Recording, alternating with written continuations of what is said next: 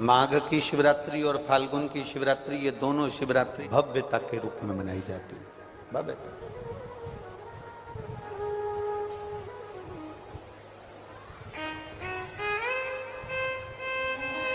दुनिया के लोग कहते हैं कि शिवरात्रि के दिन भगवान शंकर की पार्वती जी के साथ शादी हुई, ये दुनिया के लोग कहते हैं। पर यदि जिसने शिव पुराण की कथा अगर अच्छे से सुनी हो और पढ़ी हो, तो शिव जी की शादी की जो तारीख है वो ये नहीं है। हमने पहले भी उसका वर्णन किया। भगवान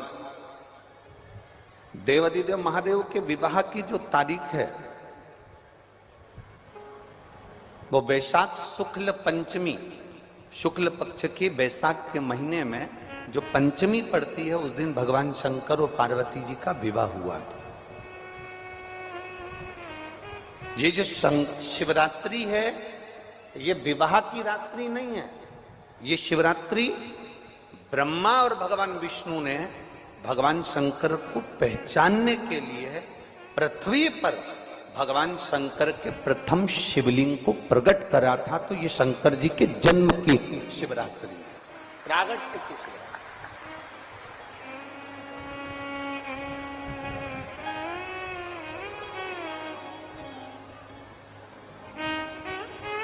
ये शिव जी के प्रागट्य की शिवरात्रि। ये शिवरात्रि जो आएगी, माघ की शिवरात्रि, जो मूल शिवरात्रि होती है, जिस दिन शिवरात्रि के दिन भगवान ब्रह्मदेव और भगवान नारायण ने भगवान शंकर को एक पर्वत को घुमाकर उनके लिंग की आकृति, उनका स्वरूप प्रकट किया। उनका स्वरूप प्रकट किया, उनका जन्म। आपसे कोई पूछे कि शंकर जी का जन्म कब हुआ, तो आप बिल्कुल बेझटक कह सकते हो शिवरात्रि के दिन, हैप्पी बर्थडे टू यू। उसमें तुम्हें सोचना नहीं। भ्रम फैलाने वाले बहुत भ्रम फैलाते हैं। और आज इस व्यासपीठ से एक बात और कहना चाहेंगे, जिसको अपने जन्म की तारीख ना मालूम हो, जिसको अपने जन्मदिन ना मालूम हो, वो आप नियम बना लो कि आपका जन्मदिन भी शिवरात्रि के दिन ही हुआ है, पक्का। जब परब्रह्म परमेश्वर स्वयं देवाधिदेव महादेव शिवरात्रि के दिन प्रकट हो जाता है, उसका शिवलिंग, उसकी आकृति प्रकट हो जाती है। और ब्रह्मा जी ऊपर जाकर मालूम करते हैं, आकाश में बढ़ते जाते हैं, तो भी उनको शंकर भगवान के शिवलिंग का छोर नहीं मिलता। भगवान नारायण नीचे की ओर बढ़ते चले जाते हैं, पाताल की ओर, और उनके चरण नहीं मिलते, तब हार जाते हैं कि शंकर को पहचानना कठिन है।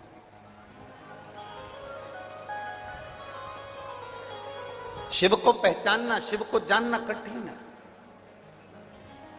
बहुत कठिन। जैसे शंकर को पहचानना कठिन है, जैसे शिव को पहचानना कठिन है, उसी तरह कोई संत को, कोई गुरु को, कोई सतगुरु को पहचानना कठिन। शिवरात्रि के दिन जो बड़ी शिवरात्रि होती है, माघ महीने के अंतर्गत जो आती है, ध्यान है आप लोगों को? उस शिवरात्रि के दिन सबसे ज्यादा जरूरी क्या होता है चढ़ाना? एक बेर। क्या जरूरी है? क्या बोलते हो? बेर की बोर, जो भी बोलते हो, जिसमें गुठली होती है और अपन लोग बोर खाते हैं, बेर खाते हैं। मात्र एक बोर, एक बेर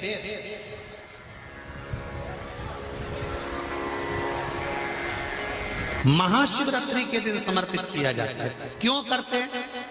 कि घर में जितने सदस्य रह रहे हैं, उतने सदस्य को जिंदगी में कभी कोई ऐसी बीमारी ना हो और हमारे घर में रहने वाले सदस्य की अकाल मौत ना हो।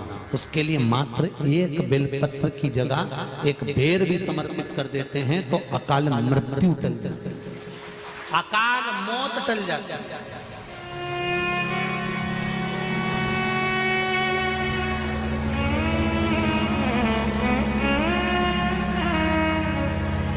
12 महीने शिवरात्रि आती है, जिसको 12 मासिक शिवरात्रि कहते हैं। हम कई लोगों से कहते हैं अगर जिंदगी में ज्यादा नियम नहीं ले सकते तो एक नियम ले लो, और उसका फल क्या होता है ये मात्र 3 महीने की शिवरात्रि कर कर देते हैं। केवल 3 महीने की शिवरात्रि, ज्यादा कुछ नहीं कर सकते। हर महीने शिवरात्रि आती है। प्रत्येक शिवरात्रि के दिन 3 जगह पर दिया लगाना प्रारंभ कर दो। पहला, बेलपत्री के वृक्ष के नीचे। दूसरा, शंकर भगवान के मंदिर पर। तीसरा, आंवले के वृक्ष के नीचे। केवल ये 3 जगह पर दिया लगाना चालू कर दो। कौन से दिन? हर महीने की जो शिवरात्रि आती है, मासिक शिवरात्रि जो आती है, आप 12 महीने का नियम बनाओ कि मैं 12 महीने की शिवरात्रि का व्रत करूं ना करूं। मैं शंकर के मंदिर में 12 महीने जो शिवरात्रि आती है उस शिवरात्रि का नियम लेती हूं कि शिवरात्रि के दिन में दिया लगाने 3 जगह पर जाऊंगी। पहला, बोलते जाओ जम के, बेलपत्री के नीचे। दूसरा, शंकर भगवान के मंदिर में या शिव मंदिर की चौखट पर। तीसरा, आंवले के वृक्ष के नीचे। ये 3 जगह पर आप प्रणाम कर कर, झोली पसार कर बाबा देवाधिदेव महादेव, माता लक्ष्मी और पार्वती के नाम से दिया लगाना प्रारंभ कर दीजिए।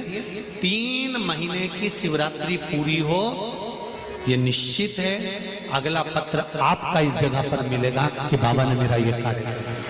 शंकर जी को शिवरात्रि पे क्या चढ़ाया जाता है? बेर। कितने बेर चढ़ाते हैं? शंकर जी को शिवरात्रि पर कितने बेर चढ़ते हैं? हर शिवरात्रि का एक। 12 महीने में कितनी शिवरात्रि आती हैं? 12 बेर शिव जी को समर्पित होते हैं शिवरात्रि के दिन। काय के लिए चढ़ाए जाते हैं? एक एक बेर का क्रम है। पहला बेर शंकर जी को जब चढ़ाते हैं तो वो वंश की वृद्धि करता है। दूसरे नंबर का बेर जब चढ़ाते हैं वो संपदा प्रदान करता है। तीसरे नंबर का बेर चढ़ाते हैं वो बच्चों को बुद्धि प्रदान करता है। चौथे नंबर का बेर जब शिव जी को समर्पित करा जाता है शिवरात्रि के दिन, वो घर में से रोग धोक बीमारी को हटाता है। 5वें नंबर का जो बेर शिव जी को समर्पित करा जाता है वो हमको रोगों से मुक्त करता है। 6ठे नंबर का बेर अटके हुए काम को बनाता है। 7वें नंबर का बेर हमारे कोई कार्य नहीं हो रहे उन कार्यों को सफलता की ओर ले जाता है। 8वें नंबर का बेर हमारे घर में कुछ खुशियां लेकर आता है। 9वें नंबर का बेर हमारे घर में वैभव को प्रदान करता है। 10वें नंबर का बेर हमारे घर में संपदा देता है। 11वें नंबर का बेर व्यक्ति को एकादशी के फल के बराबर पुण्य प्रदान करता है। और 12वें नंबर का बेर व्यक्ति के जीवन को सौभाग्यमय बनाता है, नारी को अखंड सौभाग्य प्रदान करता है। 12 महीने शिवरात्रि आती है। हर महीने का एक बेर, एक शिवरात्रि का एक बेर भगवान शंकर को 12 महीने का इकट्ठा कर कर एक मूल शिवरात्रि के दिन शिव को समर्पित करना चाहिए। जीव को अखंड सुख की अनुभूति होती है, अखंड सुख। शिवरात्रि का प्रसंग कहता है अपने मन की अभिलाषा रखकर तुम्हें जो चाहिए, एक काली मिर्ची और तिल्ली के, काली तिल्ली के 7 दाने। एक काली मिर्ची और तिल्ली के, काली तिल्ली के कितने दाने? 7 दाने हथेली में रखकर अपनी कामना कर कर मन से अपने मन के बात को कहकर शंकर भगवान के शिवलिंग पर चढ़ा दीजिए। आपकी मनोकामना, कहते हैं हर महीने शिवरात्रि आती है, इस शिवरात्रि पर, मुख्य शिवरात्रि पर चढ़ाओगे, अगले महीने की जब शिवरात्रि आएगी तो आपकी मनोकामना पूरी हो जाएगी। एक काली मिर्ची और 7 काली तिल्ली के दाने, मात्र 7। महाराज, जिसके घर में क्लेश रहता हो, बहुत ज्यादा लड़ाई झगड़े हो रहे हैं, सास बहू के झगड़े, ना बहू कुछ सुनने को तैयार ना सास सुनने को तैयार, और घर में बेचारे पुरुषों की आफत, यहाँ भाई भाई झगड़ रहे हो, सास बहुएं झगड़ रही हो, कुछ मत करिए। गेहूं की बाली को तोड़ो। गेहूं की बाली जानते ना, जिसमें आप लोग तो गेहूं की बाली को तोड़ना है, और बाली 7 बाली तोड़कर अपने घर में घुमाकर अपने घर का नाम और गोत्र बोलकर उसको शंकर को समर्पित कर दीजिए। जिंदगी में कभी सास बहू का झगड़ा नहीं होगा हमारा। शिवरात्रि के दिन उसको समर्पित करिए, आपके घर में कभी क्लेश नहीं मच सकता। 12 महीने शिवरात्रि आती है और शिवरात्रि के दिन रात्रि को 12 बजे शंकर भगवान पर एक धतूरा चढ़ा दो। क्या चढ़ाना है? जम के बोलिए जरा। धतूरा। ये शंकर भगवान को धतूरा चढ़ा दो। 12 बजे रात्रि को शिव जी पे धतूरा चढ़ाओ। आधे घंटे तक धतूरा चढ़े रहने दो और आप श्री शिवाय नमस्तुभ्यम का जाप करो। जिस शंकर जी पे धतूरा चढ़ाए उस मंदिर के बाहर बैठकर कौन सा मंत्र जपना है? श्री शिवाय नमस्तुभ्यम। फिर से बोलो, श्री शिवाय नमस्तुभ्यम। धतूरा चढ़ाकर श्री शिवाय नमस्तुभ्यम का स्मरण करिए। और जो दुकान नहीं चलती हो, घर में लक्ष्मी नहीं टिकती हो, खेत में फसल अच्छी नहीं आती हो, संपदा नहीं आ रही हो, बस उस धतूरे को लाल वस्त्र में बांधकर अपनी दुकान में, अपने व्यापार में, अपने घर में रात को 12:30 बजे उठाकर लाओ और 4 बजे के पहले उसको अपनी दुकान, व्यापार, व्यवसाय में उसको बांध दीजिए। और अगर जो जमीन फसल सही नहीं दे रही हो उस जमीन में ले जाकर गाड़ दीजिए। आपको जीवन में कभी तकलीफ नहीं भोगना पड़ेगी, लक्ष्मी बढ़ती चली जाएगी, संपदा बढ़ेगी। जो व्यक्ति ज्यादा बीमार रहता हो, बहुत बीमारी उसको घेरे रहती है, परेशान रह रहा हो, बीमारी बनी हुई है, तो बोर चढ़ाइए। बेर, क्या बोलते हैं यहाँ पर? बेर की बोर, वो खाने वाला बेर जो होता है, उस बेर को 7 बेर ले लो और 7 बेर को लेकर अपने ऊपर से घुमाकर शिवरात्रि की दोपहर के 12 बजे शंकर भगवान के शिवलिंग पर ले जाकर उस बेर को चढ़ा दीजिए। आपका रोग, आपकी बीमारी मात्र 3 महीने के अंदर समाप्त हो जाएगी। बेर चढ़ाने का बड़ा महत्व है। यहाँ चढ़ाते हैं कि नहीं चढ़ाते? चढ़ाते हैं। शिवरात्रि के दिन बेर चढ़ाने का बड़ा महत्व है। और शिवरात्रि पर चढ़ा हुआ वो बेर उठाकर ले आइए और उस बेर को उठाकर रख लीजिए। मान लो किसी को उदर से जुड़ी हुई जब तकलीफ रहती है, पेट से जुड़ी हुई तकलीफ रहती है, पेट से जुड़ी हुई कोई भी प्रॉब्लम हो, अगर पेट से जुड़ा हुआ कोई भी रोग आपको लग गया और डॉक्टर की दवाई चल रही है, सारी औषधि चल रही है, जो शिवरात्रि पर आपने बेर चढ़ाया है वो बेर अगर आपके यहां रखा हुआ है, वो बेर उस रोग वाले व्यक्ति को खिला दीजिए। आधे घंटे के अंदर पेट का दर्द, पेट की तकलीफ, पेट का कैसा भी रोग होगा एकदम आराम लग जाएगा। उस बेर में इतना दम, इतना प्रबलता आ जाती है शंकर को जो शिवरात्रि के दिन बेर चढ़ाया जाता है।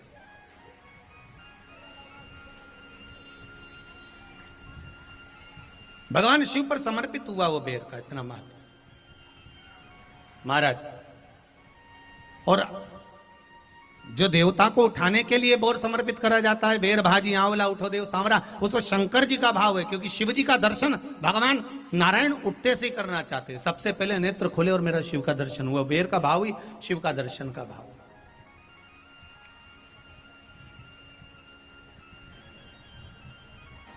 कितनी बड़ी औषधि होगी बेर के अंदर, जरा देखिएगा कि मेरे राम जी शबरी अम्बा के दरवाजे पर पहुंचे।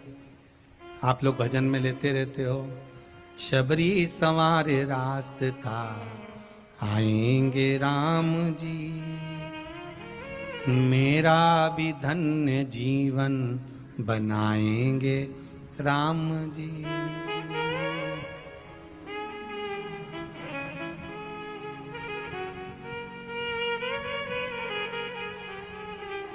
और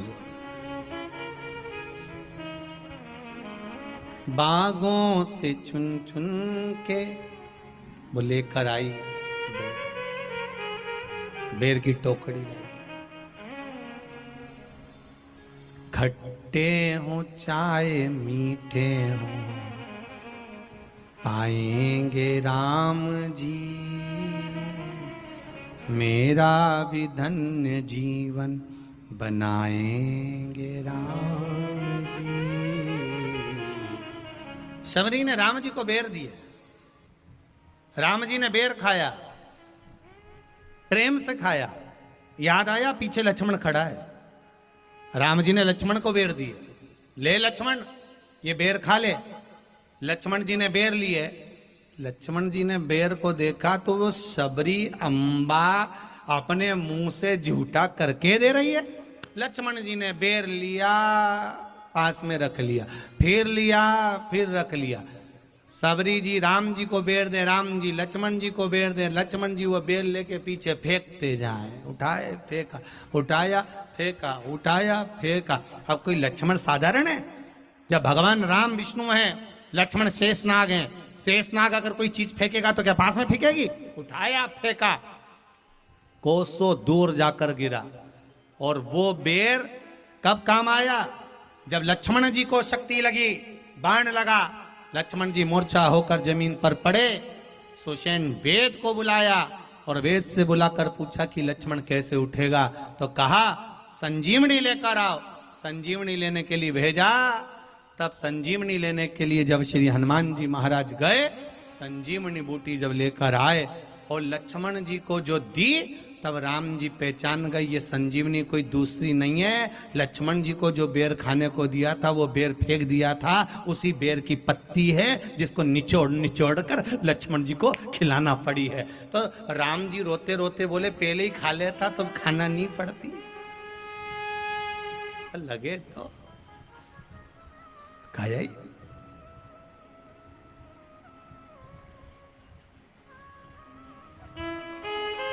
यहां तो सीधी सीधी बात है ना। कहा पोलियो की दवाई जन्म लिए बच्चे से लेकर 5 वर्ष तक के बच्चे को पोलियो की दवाई पिलाई जाएगी। पोलियो की दवाई पियो तो हाथ पैर से विकलांग नहीं होगे। बोलो, बोलते कि नहीं बोलते? पियो विकलांग नहीं होगे। जो नहीं पिएगा वो हाथ पैर से विकलांग हो जाएगा। उसी तरह शिव महापुराण की कथा, जिसका जन्म नहीं हुआ, जो माता के गर्भ में है, उससे लेकर जो मर रहा है उस तक के व्यक्ति को सुनाई जाएगी। पोलियो की दवाई नहीं पियोगे, हाथ पैर से विकलांग हो जाओगे। शिव महापुराण नहीं सुनोगे तो काम, लोभ, विषय, आसक्ति से विकलांग हो जाओगे। इसलिए सुनो, ये सुनने का विषय है, इसको श्रवण करना, हमारे जीवन में उतारना। नहीं मिलेगी।